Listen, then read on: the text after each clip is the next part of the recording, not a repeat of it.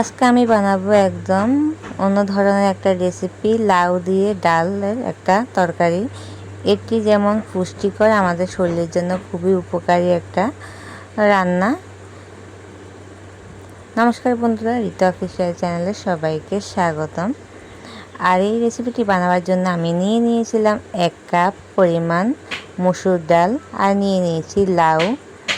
আর এখন আমি কড়াইটা বসিয়ে দিয়েছি। কড়াইটাতে এখন আমি সর্ষের তেল দিয়ে দিচ্ছি। সর্ষের তেল দিয়ে 1 মিনিট অপেক্ষা করব তেলটা গরম হওয়ার জন্য। আর তেলটা গরম হয়ে গেলে আমি দিয়ে দিব এতে একটা পেঁয়াজ কুচি। দেখো, একটা পেঁয়াজ কুচি দিয়ে দিচ্ছি। আর পেঁয়াজটাকে এখন আমি এভাবে করে দিয়ে দিচ্ছি। আর ভালো করে পেঁয়াজটাকে একটু কিন্তু ভেজে নিতে হবে, আর লো মিডিয়ামে রান্নাটা করতে হবে।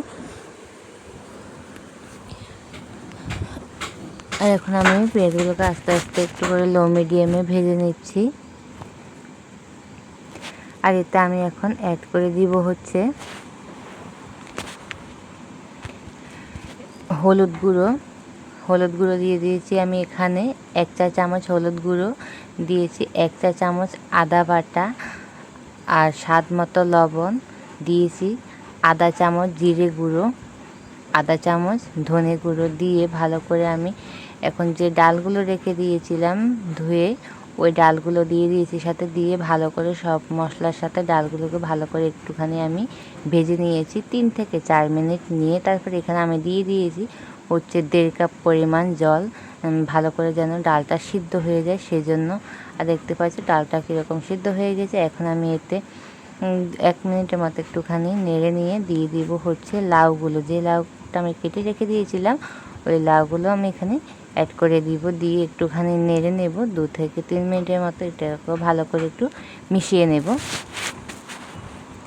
এভাবে করে মিশিয়ে নিয়ে আমি এখানে অল্প পরিমাণে একটু জল অ্যাড করব, যেন ভালো করে লাউগুলো সিদ্ধ হয়ে যায়। তার জন্য প্রথমে আমি এটাকে 2 থেকে 3 মিনিট এভাবে করে ডাল আর লাউটাকে একটু ভেজে নিয়ে তারপর আমি এখানে জল দিয়ে দিচ্ছি 1.5 কাপ জল দিয়েছি। 1.5 কাপ জল দিয়ে আমি এটাকে একটু সেদ্ধ হওয়ার জন্য